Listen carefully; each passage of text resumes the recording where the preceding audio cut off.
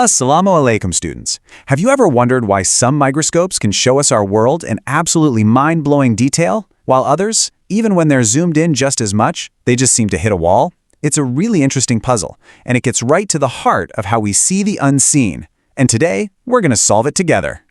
Okay, so check this out. On the left, we've got a pretty standard view of some plant cells from a light microscope. On the right, the exact same cells, but this time from an electron microscope. Now here's the kicker, the real puzzle. Both of these images are magnified 750 times. So what's the deal? Why is the image on the right so much sharper, so much clearer, just packed with detail? The answer to that question is the key to everything we're about to cover. So, to solve this puzzle, we're going to follow the clues. First, we'll get a handle on the most important concept, which is resolution. Then we're going to dive into the physics of light itself. After that, we'll meet the hero of our story, the electron microscope, and find out about the different ways it lets us see the world. All right, first up, let's talk about the big idea that explains that huge difference we just saw in those photos. Let's talk about resolution. So what is resolution, really? Well, you can think of it as simply the ability to see two separate points as, separate. If they get too close, your microscope just sees them as one big blob. So the key takeaway here is that higher resolution means you can see much finer detail. It's not about making things bigger, it's all about making them clearer. Now here's the thing. Every single light microscope has a hard physical limit.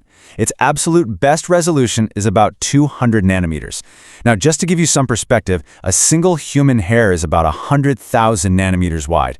So we're talking super small. But if two things are closer together than 200 nanometers, a light microscope will always see them as one blurry object, no matter how much you crank up the magnification. And this is such a critical point. You know this feeling, right? Imagine you have a really low-quality photo on your phone, and you try to zoom in. The picture gets bigger, sure, but it also gets all pixelated and blurry. You don't actually see any new detail. Well, it's the exact same idea with a microscope. Magnification without resolution is what we call empty magnification. It's just bigger blur. Okay, so why 200 nanometers? Where does that specific number even come from? Well, the answer is actually baked into the physics of light itself, and to understand that, we need to take a quick look at the electromagnetic spectrum. You see, the light that our eyes can detect is just this tiny little sliver of a much bigger reality. Light travels in waves, from huge radio waves all the way down to incredibly short gamma rays. The visible light we use in a microscope is stuck in this very narrow little band, with wavelengths from about 400 nanometers for violet light up to about 700 for red light. And this is the fundamental rule that ties it all together. The absolute best resolution you can ever get is about half the wavelength of whatever you're using to look at your specimen. So, if the shortest wavelength of visible light is that violet light at around 400 nanometers, what's half of that? Boom! 200 nanometers. That's it. That's exactly where the limit of every light microscope comes from. Think of it like this. For you to see something, the light waves have to actually hit it, right? They have to interact with it. So a pretty big organelle, like a mitochondrion, that's about 1,000 nanometers across, yeah, a 400 nanometer light wave is going to bump into that, no problem. You can see it. But what about a teeny tiny ribosome, only 25 nanometers wide? The light waves are just too big. They just flow right past it, almost like it's not even there. It's literally invisible to light. So if we're stuck with the wavelength of light, how in the world do we see tiny things like ribosomes? Well, the answer is to stop using light altogether. This is where scientists had a brilliant idea.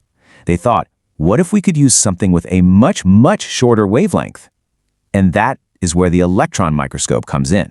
Electrons turned out to be the perfect tool for a couple of really important reasons. First, and most importantly, they have an incredibly short wavelength, way shorter than visible light. And second, they have a negative charge. Now, why does that matter? Because it means we can steer them.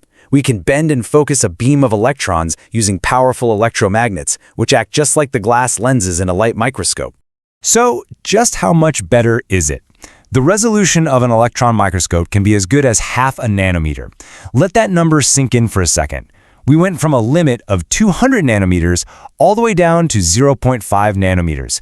It's not just an improvement, it's a staggering leap forward. To put it another way, the electron microscope gives us a 400-fold improvement in resolution over the best light microscope you could possibly build. It literally opened up an entirely new universe that was hiding inside the cell. Now, this amazing technology isn't just a one-trick pony. It actually comes in two main flavors, and each one gives us a very different view of our specimen. First, you have the transmission electron microscope, or TEM. This works by shooting a beam of electrons through an incredibly thin slice of your specimen. This gives you a flat 2D picture, kind of like an X-ray, revealing all the internal structures in incredible detail. Then you have the scanning electron microscope, or SEM. It does the opposite. It scans a beam of electrons across the surface of an object and basically builds an image from the electrons that bounce off. This creates a stunning 3D-like image of the surface. And here is the power of that SEM in action. I mean, wow. Look at the incredible detail on the surface of this flea's head. You can see every single plate, every bristle. This technique gives you what's called a great depth of field, which keeps almost the entire image in sharp focus at once. And that's what gives it that really striking 3D appearance. So, how do these amazing machines actually pull this off? And, with this kind of power, there are always some trade-offs, right? Let's get into it. The process itself is actually pretty elegant. At the very top, you have an electron gun that, you guessed it, produces a beam of electrons. Then a series of powerful electromagnetic lenses, which are the equivalent of the glass lenses in a light microscope, focus that beam right onto the specimen. The electrons either pass through it or bounce off its surface, and then that pattern is magnified and projected onto a fluorescent screen, which glows wherever the electrons hit it, creating the final image we see. But here's the catch. For any of this to work, the entire inside of the microscope has to be a near-perfect vacuum. If it wasn't, the electrons would just smash into air molecules and scatter everywhere. Now, because of that vacuum, any water inside a specimen would instantly boil away. So all the samples have to be completely dehydrated. In other words, you can only look at dead things. Not only that, but the samples have to be stained with heavy metals to make them show up, and the final image is always in black and white. Any color you see in those incredible electron micrographs has been added in later by a computer. Okay, so let's bring it all home. It's a pretty clear path, right? To see really small things, we need high resolution.